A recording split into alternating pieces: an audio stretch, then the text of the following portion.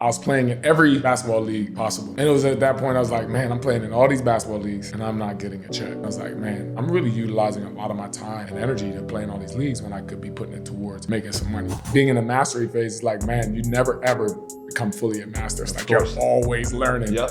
I became my own walking billboard. What people tend to forget is that if you do what you're going to do, there's going to be no other. You don't need to focus on being the best. You need to focus on being different, because when you're different, there is no competition. You got to keep that going. You got to better your best every single day, Real or talk. someone's going to pass you by. Blowing out somebody else's light doesn't make your light shine brighter. No matter what you do from then on, even if you fail forward. If you are checking all those boxes and you're doing everything, it's going to show up somewhere else in your life. You might find your wife because of your commitment to yourself. Yeah. You might find a door that opened to a business situation that you never thought of because of the commitment you made to yourself, to be disciplined and to show up. I love that he said that right there.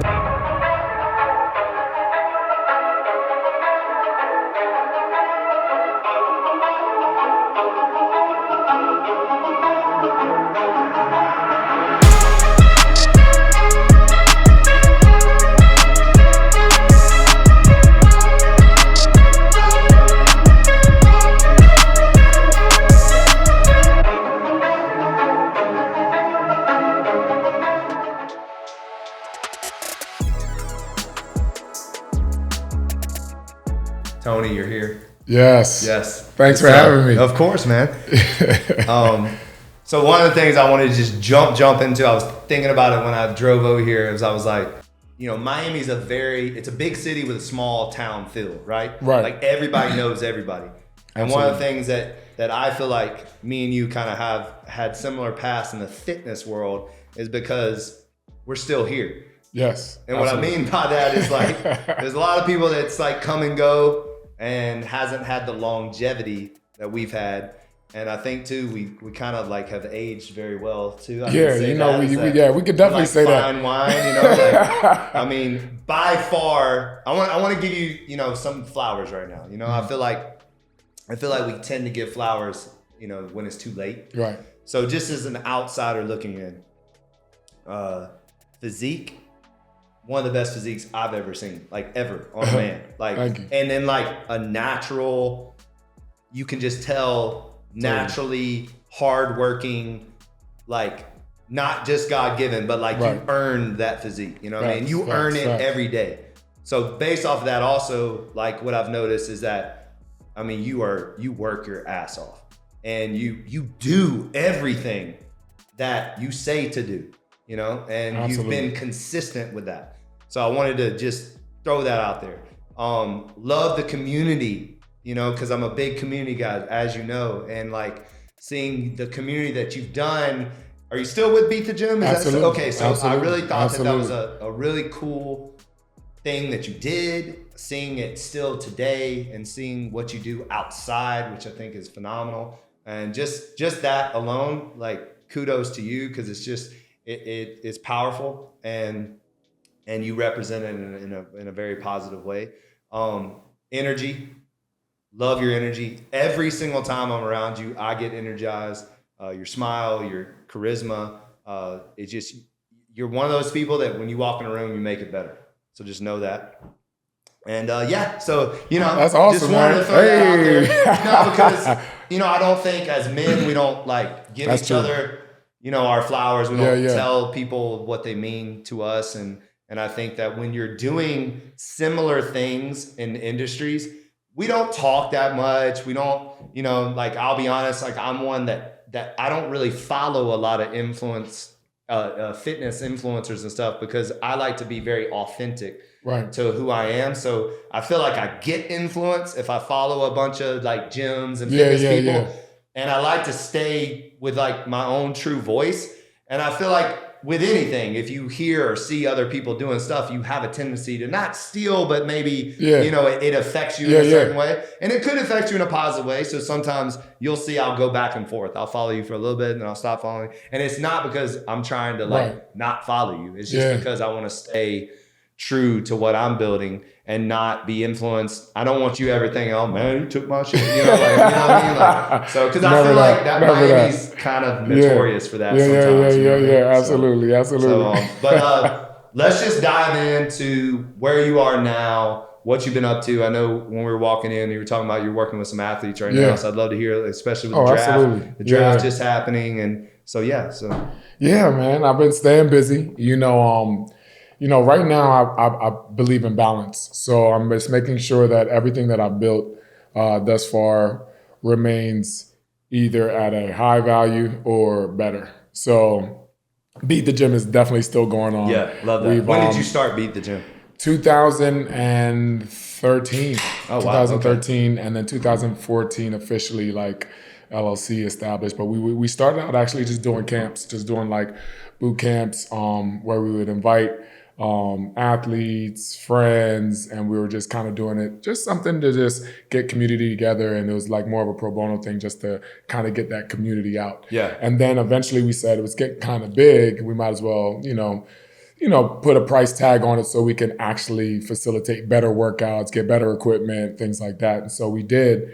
And we just developed throughout the years, added the app later on. And just, sustained through quarantine, found ways to continue to work out, whether it be in the gym, at home, in the studio. We kind of had that mentality that you can work out anywhere. Yeah. So there's no excuses. So that's still growing. We just did a partnership with Lowe's Hotels. So we're doing like a spa/outdoor activation where you can utilize their spa. The benefits of their spa, but at the same time, you'll have membership to Beat the Gym too as well. That. So So we're mixing it up a little bit with Beat the Gym and having a good time doing it. Yeah. That's amazing. Yeah. And then with athletes, what have you been doing? So 2016, I went back to school, got my law degree, and I've been telling myself year after year that I wanted to play more of a role in the business side of what I was doing with athletes outside of just the performance. Okay. I've been in the performance space for years. I remember being on the Flamingo track and field. You'd be working with one athlete and I was on the other side working with some other athletes. And we're just, that's kind of how I honed into you. You were like amazing at that. And I was just like, you know what? I need guys like this around me in Miami. These are the people who I want to network with. And years later, look, you can tell your mentality. I actually took no days off. Yeah, literally. I know, right? You really lived that. And you built some beautiful things. So I wanted to have more of a role in the athlete's life as far as management goes, marketing, just connecting people, being strategic, and also at the same time kind of playing the behind the scenes role. Okay. So I've done a lot in the marketing space with a lot of athletes since 2016, since I've gotten that law degree. And then I also done some player contracts, and I've worked with a wide array of athletes, but there's a few that I just kind of just like to focus on because they're more of I take them as a mentor. I'm a mentor to them. So is it kind of like manager agent? Yeah, manager agent. Yep. Very cool. I didn't know that, by the way. So this absolutely, is new. Absolutely. And I feel as if it's a lifetime thing, not something where I just come in as their agent and it's over. Like, no, I'm thinking career pathways. I'm thinking other options outside of sports. I like the long shots. I like guys who feel as if they have the athletic ability, they have the mental capability, not just to be great in the sport, but also be great in life. Love that. So it's like an agent to the life. Like a life coach / financial, like a little bit of everything. Absolutely. So doing this role has been really rewarding because I get an opportunity to get guys into internships. I get an opportunity to get guys onto teams. I get an opportunity to get guys who maybe wanted to start a business, help them start with stage 1 to stage 5 of how to develop and grow their businesses, grow their brands, connect to a lot of people where they get opportunities to just meet people who are there inspired by, the Manning Sumners maybe, they might want to meet and you're an athlete in business. So that's kind of like been my focus. I just wanted to play that role where it's not just an agent, but I can actually help you in different spectrums of your life. And what, give us a little, because you said athlete business, which I love. And I think a lot of athletes are starting to find their way in business, which I think we make great business people because absolutely. The discipline, we're team oriented. I mean, one of the things that I've always taken from my team experience is how to be a leader, how to be a coach, right? Right. So give us a little bit background on like what sports you played and like where that came from, that side of it. Yeah, so that the sports is something that the reason why I made myself Tony Thomas Sports, put sports, I say sports is my last name. So I love sports from day one, from soccer being the first sport I ever played. Okay. Basketball being the first sport I ever fell in love with. Football being the sport where I don't feel as if I liked it in the beginning, but my coaches kind of directed me into that pathway, Right. and then I learned to love it, you know? Okay. So sports has been one of those things where even if it was something I didn't want to do, I ended up just gravitating towards it and liking it. So now I'm... Well, you're a physical specimen, my man. So it's kind of like I love what you just said. Yeah. Like football, you didn't really, but the coaches, I guarantee you, as coaches was like, you're playing football. That's like, exactly what it was. And then I learned to love it. I found a position that I fell in love with. What position did you play? Wide receiver. Of course, yes. Yeah. So with that being said, you know, all those things kind of anchored my mentality on the world of sports and finding an impact to just, you know, foster energy that actually allows someone to be better in their sport, even work around the sport or do something outside where you can use some of the mentality that you've gotten from playing a sport to lifestyle, right, to your career pathway. So those are just some of the different things that sports has helped me get to this level. Was there a transition because I know I have a specific, like a point in my life where it was like, okay, you're not what's the word I'm looking for?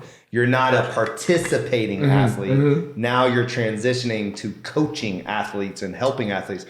When was that moment for you where you're like, all right, I'm not a participator. Now I have to help others. You understand what Absolutely. I'm saying? Like that's what... I'll tell you exactly what happened. All right, tell me. So summertime came out. What year is this? Oh, you know what? I'm not gonna say years, but you guys are gonna get the concept. It was back in the college days. So okay, all right. Fresh out of college. Yeah, came to Florida, and I was working with University of Miami, and I was playing in every basketball league possible. Okay. And it was at that point I was like, man, I'm playing in all these basketball leagues, and I'm not getting a check. But everybody wanted me to play on their team, and I was like, man, I'm really utilizing a lot of my time and energy to play in all these leagues when I could be putting it towards making some money. Right. Now, I was still thinking about playing overseas at the time, but I also was very into much the performance space, and I was learning, and I wanted to kind of apply it at some point. Were you training at that time or just playing? I was just playing. I was just playing because you know, fresh out of school, you still have that drive to kind of like just keep playing. So it was like, that first year was just very hard to pull myself away from playing. And I think every athlete needs that transition when you get to that point when you know you're not going to the next level, that you kind of just air it out, whether it's you're playing in a pickup league, whether you're playing flag football, whatever you're doing, just do it until you can finally say, okay, all right, this is it. This is where it stops. So for me, it stopped there. I wasn't really keen on some of the teams that wanted me to play overseas. So I was like, all right, I'm going to play in a few more leagues, but I got to figure out what I'm going to do about money. Mm-hmm. All right, because money was getting lower, but I was getting in great shape from just playing in all these leagues. So it was at that point where I just started segueing and started working with athletes. I worked with a few athletes that I knew personally. I worked with Carlos Boozer and a few guys at, Rip Hamilton and Lou Aldeng and guys that I knew that were in the basketball spectrum that would pay for my services as a performance coach, but at the same time allow me to have time in my space to kind of like make sure that I start applying the business side to my brand too as well. And so they did, man. They were really flexible, and it was enjoyable because I actually really got to learn a lot from just staging, how to set up the program, how to charge for the program, how to keep it within reason, how to do it for a period of time, right? So they were here for a certain period of time. So it really helped me with structuring at that point. So I was still playing in the leagues, but I was making a little money. Okay. I was making a little money. And it's at that point when I was like, this is actually fun. I love actually putting together these programs. I love actually still doing sport-specific drills, things that I could eventually learn to master, right? But I was in that learning phase. And now being in a mastery phase is like, man, you never ever become fully a master. It's like you're always learning. Yep. So and just imagine the flower just budding and starting to really hone into it. And then on top of that, taking care of myself, I became my own walking billboard.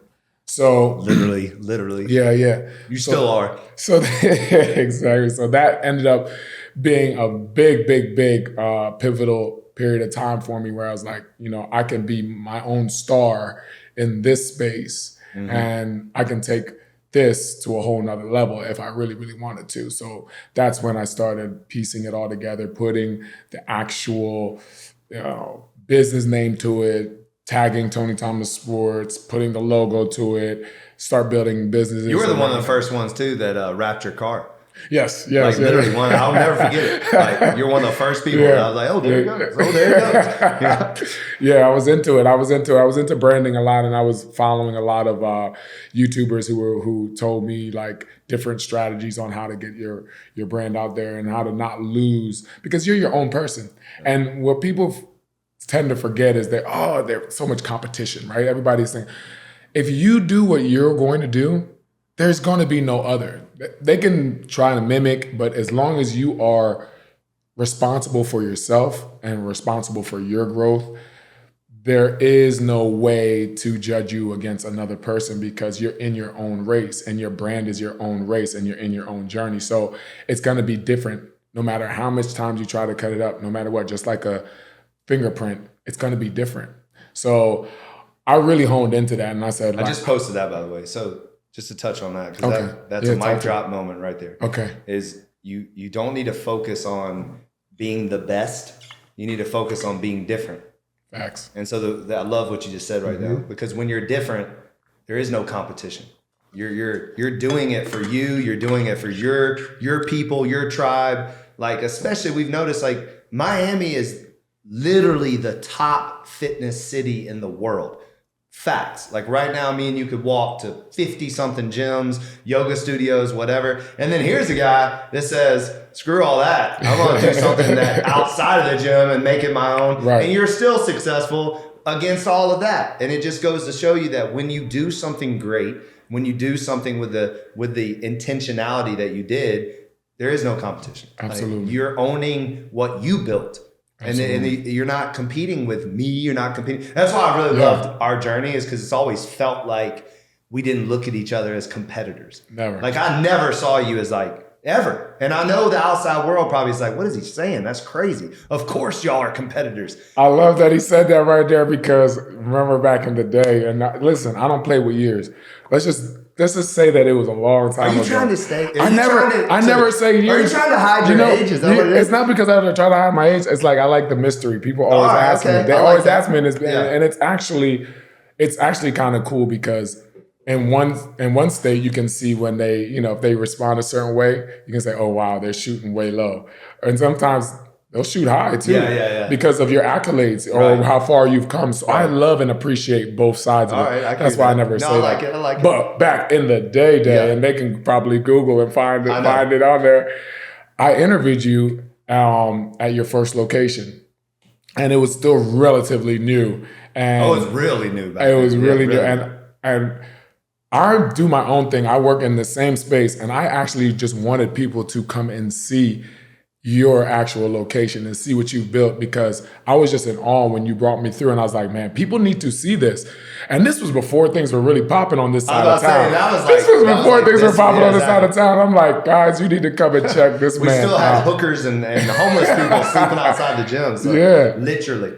So that video is still to this day one of my favorite videos. And my nephew at the time, who's grown now, it's funny, but he had a good laugh at that day, because he helped me out throughout that day, like with filming and everything like that. And then I remember when I got into the car and I was with him, I was like, bro, my legs are about to be burning tomorrow. And I was like, did we work out? Did I put you through a workout? You put me through a workout. I was go back and watch this. And I remember we're dropping this in the and we were I'm trying to interview and talk, and I'm like, so make sure you come down. So like, and back then I used to try to kill people. Literally. It was quite the experience. And then I think we followed it up with a few NFL guys that you were working with. We came back, and you could even see the improvement from the first time I came to the second time I came, and then now it's just like continuously growing. But like, it's funny because people would be like, nah, I'm not going to go over there and film another coach doing Right. that. I'm doing my own thing, you know what I mean? And it was just like, we never ever had that. It was just like, oh, what you got going Always. on? All right, let me come and check you out. You know what I mean? So, and I've been, I love that. and I hope you know this. Like, I've always been a fan, behind the scenes, like, wanting and wishing you the best always, you know what I mean? Because it's just, I feel like there was a period of time in Miami, and I feel like it's shifting a little bit. I might be wrong, but there was this cutthroat mentality. Like, if you trained here, you weren't allowed to train here. Right, and if you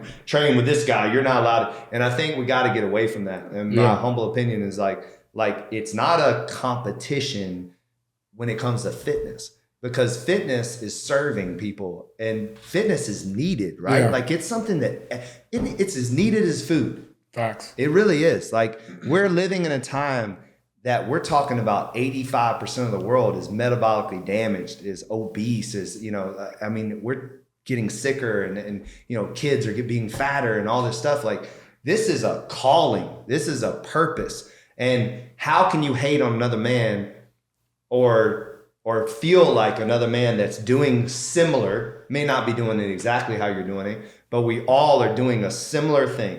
And that's why I always say, like, I try to get my staff and myself from getting away from saying, like, we're the best. We might be a leader in group fitness. We might be a leader in the gym game, but we're never really the best. There's no such thing as best, because you got to keep that going. You got to better your best every single day, someone's going to pass you by. Real talk. Like, That's real talk. because you can read, it's kind of like winning a championship, right? Right. You don't get a trophy every year for winning that championship in 1999. You don't get another trophy in 2000, 2001. No, you got to go win the championship again. Exactly. Right? There's 100%. A reason for that. Yeah. So the same thing in business. Like, I feel like the gym industry and the fitness industry, it's like Groundhog Day, right?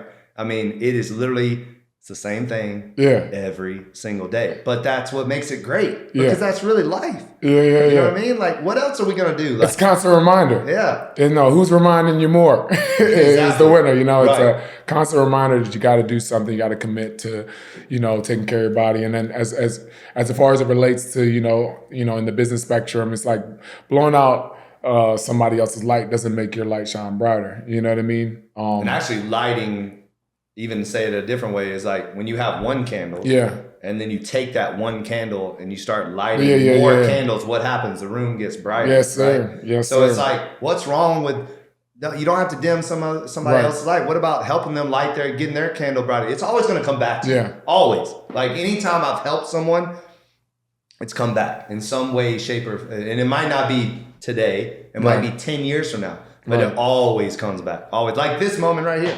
I feel like what direction do you think like is going as far as social media go in fitness? Because I'm seeing a lot of like interesting like scenarios where you do have like this influencer market now, where you have influencers starting to tap into the fitness space, but they're not really considering themselves coaches in the space, but are selling programs, things like that. What do you think about that? All right, so you to answer that question, you got to answer it right in a way that you don't sound like a hater, right? You know what I mean? So it's like, and I will say it from another perspective as well, because like Amber will tell you, like Amber runs my social media. I'm not on social media that much. I tell my staff and I tell myself, try not to scroll, just try to post, add value, but don't, because we live in this where we're just living, that, and you can get down the rabbit hole and scroll, and next thing you know, you've been on the damn thing for 2 hours. It's that addicting sometimes, and then that I call it I believe it's truly not healthy to compare. I think if you're out there comparing what you're doing and comparing your life to someone else's highlight reel on their Instagram, it's going to become frustrating. Right. Because most people are not posting their failures. Most people are not posting bad pictures of themselves. Correct. Most people are posting the highlights of their life, which is fine. Yeah. But that's really what Instagram is. It's the highlights of your life. I love it. I do love it when people do like the Instagram versus reality. Right. It's really funny because it's the truth, right? So true.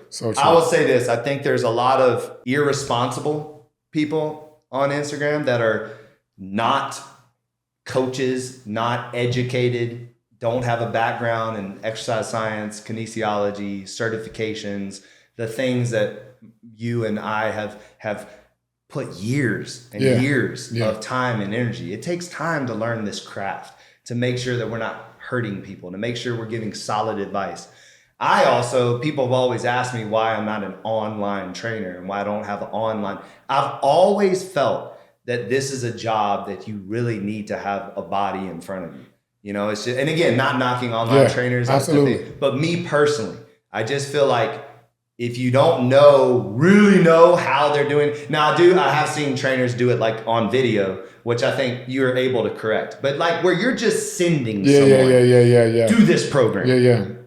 Without any, did you get their contraindications? Do you know their blood work? Do you know if they, you know what I mean? Like without any knowledge of, they're just someone that went to your website, and you're seeing a lot of this too. Like, and again, I won't name names, but there's a lot of people out there that are doing these programs where and I don't understand this, by the way. It's like, and I'm just going to do it. Like, get the fuck, motherfucker, in the gym, motherfucker, this, fuck. And every word is fuck. And they're like screaming at people to buy their programs and I can get you right or whatever, but they're doing it in such a vulgar way. Like, what's the deal with and I'm not, listen, I'd say the F word every now and then, like whatever, right. But like, is that necessary?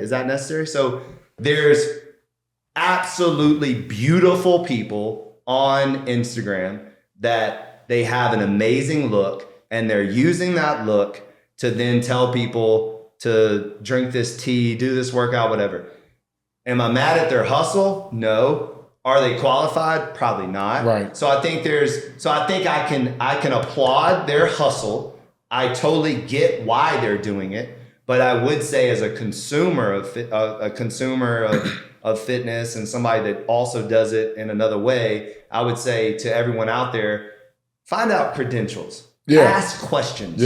Don't take everything that they say as gold. Right. You know what I mean? Like if someone's telling you to do this, you should say why. And you should ask them and put them on the spot. So somebody's sending you a program and you have questions about it, then ask the right questions. You know what I mean? Absolutely. So I think that, but I don't think that it's never going to stop, right? No. I mean, but we are in a time where anybody can be a trainer. Listen, I look at the way you look at it, and I'm just in awe of how far fitness has become and how it became so popular. Right. Because there was a moment in time where it wasn't as popular, and it was kind of in that growth phase. So even seeing people try to perpetrate as if they are, professionals, but at the same time not trying to take that as top because they have reach, they have an audience. Right. It's super interesting to me. So I've just gotten to this space where it's like, I appreciate the fact that they're bringing like new faces to the industry, but when it's done right, it leaves opportunity for those who are professionals to kind of come in and kind of showcase that too as well. So, you always again, that's a great point. Yeah. When you see, I've always viewed it as that too, right? Like it's kind of like what you said earlier, is that there's really no competition when you're doing it at such a high level. Right. So you're going to know, if you do your homework, you're going to know who knows and who really doesn't know. Yeah. I think what I've kind of been, not annoyed at, but whatever, but these coaches, and what I mean by that is almost like life coaches or sales coaches or program coaches or, do this and you can become this. Right. I don't understand that. Cause it's wait a minute, that's what you did. And now you're selling this, a program to a kid that's 21 years old, and you're saying if he does this, they're going to end up like you. It lacks customization, and it lacks authenticity. Authenticity. All they're doing is copying your personality, your style, your programming, all this stuff, and that's not who they are. And that's what I mean by you're seeing a lot of people it's almost autonomous, in a sense. They're trying to create these autonomous, platforms where they can actually sell it.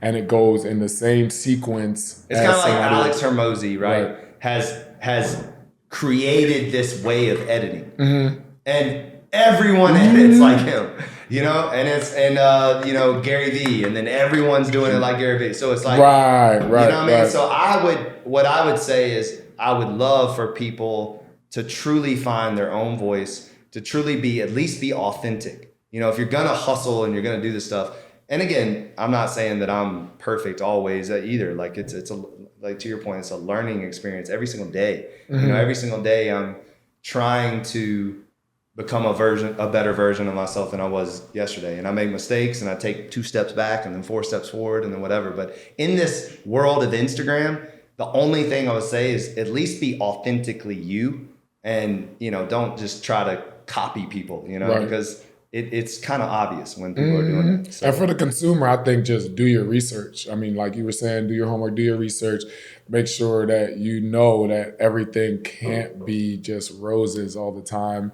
You know what I mean? If there's somebody that looks like they're in incredible shape and they're just trying to sell you a product, make sure you do research on the product to make sure that all the ingredients, make sure that everything is backed up. You know and you have I mean? also seen, that's what I love about you too, is that, you know, like when you take your shirt off, like, and you're live on Instagram, like it's real. You know what I mean? Like this shit is real. You know what I mean? And what I've seen a lot of times is somebody will do like a show and they'll diet for 16 weeks. Then they'll get all their pictures and all their videos, and then they're out there selling this program. But then if you caught up with them and saw what they look like today, they don't look like that anymore. You know? So that's another thing too, is show me the totality of a man's resume. Like, I can go back and, you know, again, not to throw you on the bus in years or whatever. That's fine. But I can go back decades and you're still consistent. You're still doing what you say you're going to do. You still look away. I mean, because I sent Oscar a picture of me 20 years ago. And I was like, I want to recreate this because I still got it. You know what I mean? Totally. You know? And people think that, oh, y'all were just born that way and your genetics. Nah. It's a commitment to this lifestyle. And one of the things I'll say is like, I was saying this the other day, I was at the gym on a Saturday at like 4:30 in the morning. And I really believe that that's one of the things that has kept me kind of ahead in the game when it comes to like business and physique and lifestyle, is that I call it the separate, actually, I kind of probably got this from what's his name? Ed Milet talks about it, is the separation season. Right. So to me, if you're doing the things on the weekends that most people only do Monday through Thursday, then every year you're just gonna get a little bit more ahead, or you're gonna maintain. You know what I mean? So I feel like that's what I've really done no days off. Philosophy is that a lot of people go hard Monday through Thursday. And then it's like Friday, Saturday, Sunday, it's, you know, drinking and partying and whatever. And then they're, you know, repeating the cycle. What I've tried to do is I try to be consistent even on the weekends. And again, not perfect all the time. Never perfect. But enough consistency that it starts to compound, because that's what consistency is. Consistency compounds over time, and that's where you yield the most results. Totally. It's that slow drip every single day. You know what I mean? So, and you're a testament to that. And I say 100%. That just because I'm sitting across from a man that has done the same thing, in my opinion. Yeah, absolutely, absolutely. No, just adding to what you're saying, the element of just consistently working over time is going to always allow you to, you know, excel faster. But at the same time, you also become a leader and kind of like a coach to those who are in your circle, and usually your circle develops and becomes stronger. So everything that you do is going to get more seen because of all the people that you've actually touched in your life. So like if you touch another person where it's like you give them an opportunity to be great, then that person's going to shed light to another person who wants to be in that same role. So then you just build an abundant circle of community that's all like high achievers. And that's when you really like tapped in, because no matter what you do from then on, even if you fail forward. You know what I mean? Because at the end of the day, you understand the trials and tribulations of both high adversity and high success. And when you can treat them both the same, oh wow, man, it's a masterpiece. I love that. I was going to ask you this. So do you have employees right now? Like your people under you? So the thing about me, I'm a serial entrepreneur. So I've like, you know, the Total Body Band is a band company that I created with my other 3 partners. Okay. And then we have our own set of employees under that. Beat the Gym. We do a lot more on the app side. So our employees are in the back end, more system and technology. Okay. And then Tony Thomas Sports, it's just, I don't even like to call it employees. It's like strategic partners everywhere. We do things. We try to incite good campaigns and just get on good projects on a year-to-year fashion, whether it be for brands like No Days Off, coupling that with Game Face and like Celsius running around here with different activations at different hotels. I like to kind of play that connector piece and make it vibrant and good people who are a part of good quality brands, put them together in the same room, and you don't have to do anything after that. Yeah. It's like everybody kind of just does their thing. I mean, I literally said that. I go back and that place looked like it was like set up like deal water everywhere. It was fire. People were like had their own little cooling zone. It was a good setup. I was like, oh, I'm glad that came together, because it's just like putting the right people together can make something so special, and you don't need to be the person that's on it the whole time. It's like they materialized it and made it fire. And it's just like, wow, I love that feeling of being that person. You know what I mean? Yeah. It's like to see it. And then hopefully it just continues to grow, and anything that I can help like persevere and, go to the next level, I want it to go to the next level and beyond, I love that, because I've always been one of those people too that like I connect or I refer without needing anything from it. Right. You know what I mean? I feel like that's kind of what you just said too. Right. And I feel like that's why we're both kind of in the position that we're in, is that a lot of people do things because they want something in return. And that's not really how you grow. Like, I think if people will not worry about what they're getting from what they're doing and what they're connecting, that they would get so much more out of it. The process is so much more rewarding and fun when it's good that way. You start out with like, and I've had people do this all the time. Like, hey, can you let everybody know that, I'm a massage therapist and I'll give you, $10 every time. I'm like, bro, I don't want your money. If you're good at what you do, I'll refer everybody. Right. And I've done that my whole life. Like, so, if you're really good at what you do, I'm going to refer somebody to you, but, and then I've had people do that to me where they come to the gym. They're like, if you do this, then I get this. And then you start the conversation out like that. It's like, wait a minute, that's not what I think there has to be some sort of something that's genuine, and that's something that adds like a passion to your life. So like if it's something within your spectrum or space, I get it, where you could be like, okay, we could do something business-wise at a later time, or, maybe we do this the first time and let's see how it goes. Like, so there are ways to segue into doing it, but people tend to like just throw it in where they don't provide any service or benefit. Or show their value, or show their value from the beginning. Show me first, and then we'll get there. And then we can get there. Yeah, totally. And I think that that's where you get the more authentic entrepreneur who will say, hey, I like your product, I like your brand, and I think that there's an opportunity for it in this spectrum. Exactly. I'm going to put you in line with somebody who's in that space. Maybe it'll work out, maybe it won't, but I definitely think that you need to meet with that particular person, because I think it could catapult you to another level. And when you approach things like that, it regardless of where it goes, both parties understand if it becomes something good, where it came from, and then you'll reap the benefit of the service. Exactly. And that's all it is. It'll come back to you. Right. Reap the benefit of the service. Yeah. And I think that's where you can find your biggest wins, is when you do it authentically like that. It's just amazing. Agree.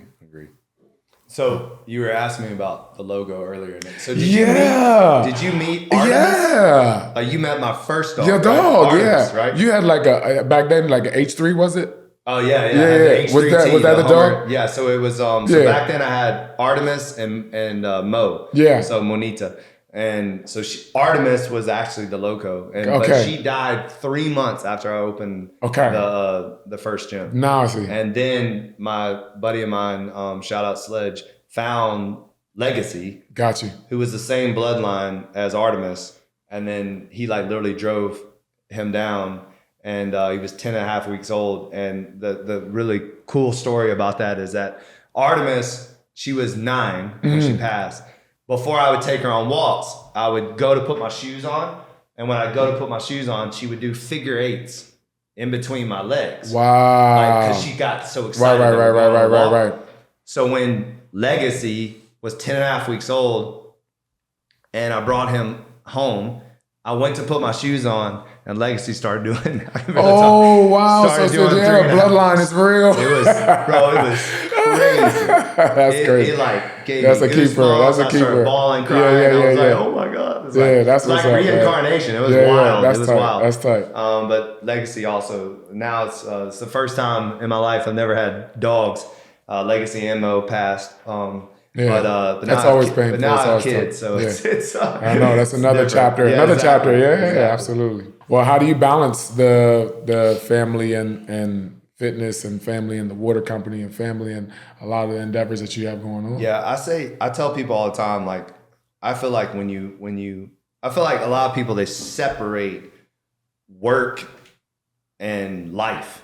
Like, it's like work is work and then life is life. Right. I feel like they're all in the same, especially when you know it's your purpose, right? So to me, I try to get my family involved in everything that I do. My son comes to the gym, my wife uses the gym. Like, I try to use my wife and my like apparel line as a model, and I try to and then also too, when you are building something that's greater than yourself and you're building a legacy, even though pun intended, but then like, this is what supporting your ability to have freedom, not necessarily wealth, right? I believe true wealth is freedom. So it's like, the more money you can make, you're giving yourself more freedom to do the things you want to do. Right. And so by being really invested in busting your ass and working your ass off, well, what is that doing? That's providing you more of an opportunity to take your family on vacations, to spend more quality time with them. And then secondly, I would say the balance only comes from intentionality. And so what I mean by that is be intentional about everything. Right. And so when you're with your family, be present. Right. Be with your family. Yeah. Don't be trying to work and all that. And then if that does happen when your phone calls and it's your business partner, just be respectful of whatever's going on. So if you're at the dinner table, then don't do that. Right. Put your phone on silent or whatever. If you're, certainly if you're out to eat with your wife, she gonna give you that look now. So, just being present with the people that you're doing it for. And I think oftentimes that's what happens is you forget who you're doing it for. And then you're bringing I try also not to dump too much bad news on my wife, and you don't want to bring garbage home, right? You don't want to dump them. You don't want to come home and start bashing everybody in the company because of whatever. Like, no, you need to come home and bring some good news and whatever, or not even talk about work. Right. And so, and I also think that having a really supportive wife, and what I mean by that is like, she is truly supportive of what I do. Good. I think a lot of times, and again, I don't know everybody's situation, but I've seen a lot of times like wives like, you work too much, you do that. They're kind of like on you. Right. Where my wife gets it. She understands why I wake up at 4 a.m. and why I come home at 8 o'clock at night sometimes. Like, she understands what I'm trying to accomplish, what I'm trying to build. And I want to take her on that journey and take our family on this journey of growth. And so I think too, you got to have the right people around you that understand it. Like, if you're in a situation where somebody's nagging you all the time, why are you working so hard? Why are you doing this? Well, it's kind of hard to have balance when it's like that, because then you're constantly fighting with that person. So I think I'm blessed with the supporting cast of my wife and my family, my mom, my dad, my brother, even my brother and my sister-in-law work for me. So it's like, and their dedication to my brand, and I call it our brand, obviously, like, it's our legacy, it's our, vision. Well, it's my vision, but they're helping me accelerate. I can't do it without them. I know that I cannot do it without the support that they give me, and then also the hard work that they're putting out every day too. I mean, my brother and my sister-in-law bust their ass every single day for this brand, and they're constantly, their heads in it. And my whole staff, like, my entire staff has bought into the dream that I'm selling, right? Which is so humbling, because it is my dream, right? It is my brand, but it's like, I would like to think that I've kind of empowered them to believe that it's also theirs. You know? So I think that's where, for me, that's what balance means to me, is having a very clear vision of where you're going, having the supportive cast so you don't have to balance. Right. I don't know if that even makes sense. I mean, so the longer I talk, it started. Just going off of what you said though, like there has to be that level, and it's Mental Health Month, by the way.